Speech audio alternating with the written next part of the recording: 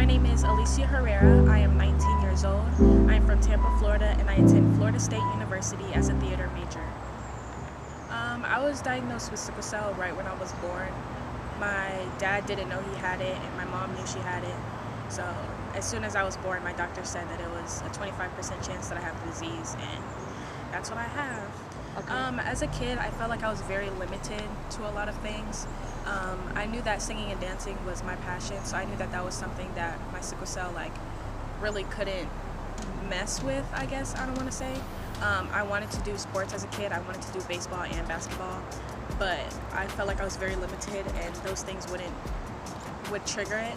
So I kind of limited myself, and I knew how to take care of myself. But of course, I had my mom and my dad take care of me, but I also needed to watch myself and know my limits and know exactly how to move when it comes to kind of right. I haven't had any bad experiences yet. Hopefully not.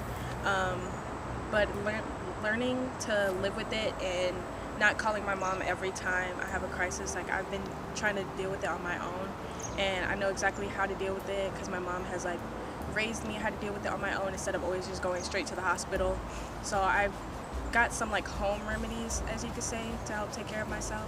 I just learned to deal with it on my own growing up. So I actually found out about the foundation through my god sister, Ariana Pitts. I'm very passionate about Sickle Cell Awareness Month. I go on my Instagram, I post every day a sickle cell fact or something.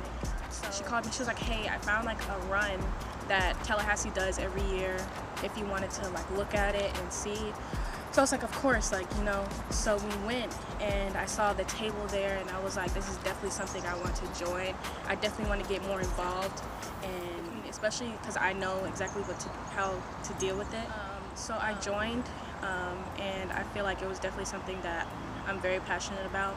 And it's actually been very good. I learned a lot of stuff that me personally I didn't know, and I feel like this is very good for me, and it's helping me learn more about sickle cell. So when people ask me questions about what do I go through, it's more easier to answer, knowing that I have people by my side. And I feel like this is a mini support group for me, because I didn't, besides my mom and a little bit of my friends, I feel like joining and bringing them in to help volunteer with the group also teaches them about things that they didn't know and can help me when I have a crisis. They know sometimes what to do and all that stuff. Yeah. I would always say one of the main things is not to stress. I feel like when I was a kid, I used to stress about a lot, and I didn't know actually. So if I ever get too stressed, I would put it down and walk away for a good minute. I feel like that's something that everybody needs to do, is to just walk away if they feel like it's too overwhelming, too stressed out. I feel like it's not, whatever you're going through is not worth getting a crisis. So I feel like walking away is one of the main things. Being, healthy as I got here. Well, my mom helped me change my diet, because when I was a kid, in 5th grade, I had a really bad attack, and it was mainly because of my diet, and I was in the hospital for a month, and she was like, we need to change your diet together, we need to do this. So my mom actually started juicing and having all these natural fruits around me. And I would also say self-love, self-care, all of that. If you focus on yourself and wind down and be able to say this is for me, or do whatever you want, just do one thing a week that's self-care for you, and you will see how much your levels of stress, or how much you're okay, why am I worried about this, and if it doesn't matter. It's literally, I always say that it's not worth getting a crisis. That's always what I say. Nothing is worth getting a crisis. Nothing is worth being in the hospital all the time. So I felt like that's one of the tips. And heating pads.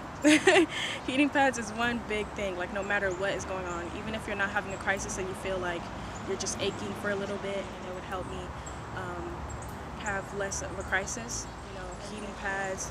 And I just feel like it's not, you don't always have to take pills all the time, because sometimes it can't be that serious, where it's it may be just a little ache.